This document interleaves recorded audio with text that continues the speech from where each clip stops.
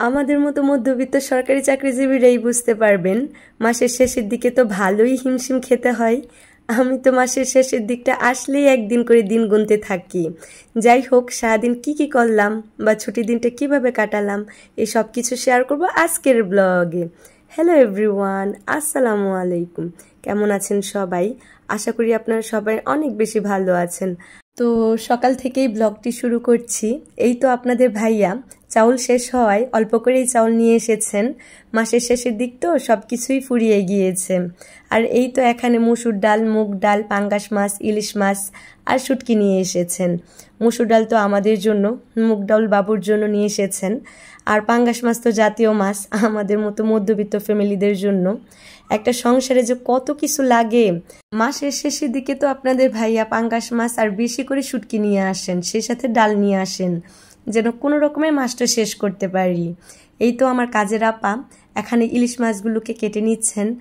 আর এই তো কাজের আপা পাঙ্গাস মাছ, ইলিশ মাছ কেটে কুটে ধুয়ে সব কিছু রেডি করে দিয়েছেন যেন আমার রান্না করতে সুবিধা হয়। আর এই তো আগের দিন আপনাদের ভাইয়া কাঁঠাল নিয়ে এসেছেন। তো এটা মসজিদের কাঁঠাল, অনেক বেশি মিষ্টি ছিল। আমি একটু নামিয়ে নিচ্ছিলাম। এভাবে করে ফ্রিজে রেখে দিলে না, যখন ঠান্ডা হয় কাঁঠালটা তখন খেতে অনেক ভালো লাগে। আজকে দুপুরে রান্না করব মুরগির মাংস। আমি সিলেটে আসার পর আপনাদের ভাইয়া মুরগি নিয়ে এসেছিল। তো আজকে মুরগির মাংস রান্না করে দিতে বলল, যেহেতু সে কয়েকদিন যাবত নাকি ছোট আর বড় মাছ খাচ্ছে, তাই আর ভালো লাগছে না বলল।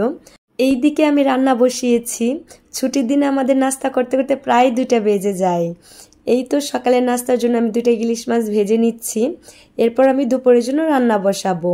এই তো ইলিশ মাছ ভাজা হয়ে গেছে, এখন এক এক করে কড়াই থেকে উঠিয়ে নিচ্ছি। সকালের নাস্তায় গরম ভাতের সাথে ইলিশ মাছ আর সাথে যদি থাকে শুকনো পোড়ামরিচ, তাহলে খেতে কিন্তু বেশ মজা লাগে। যাই হোক, সকালের নাস্তা করে এই তো এখন দুপুরের জন্য মুরগির মাংস রান্না করছি।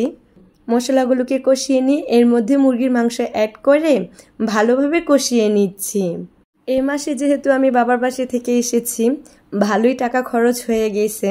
মধ্যবিত্ত সরকারি চাকরিজীবীদের যে বেতন, আর এটা তো হিসাবের টাকা, হিসাবের আগেই শেষ হয়ে যায়। আর এখন তো সব কিছুরই দাম বেশি।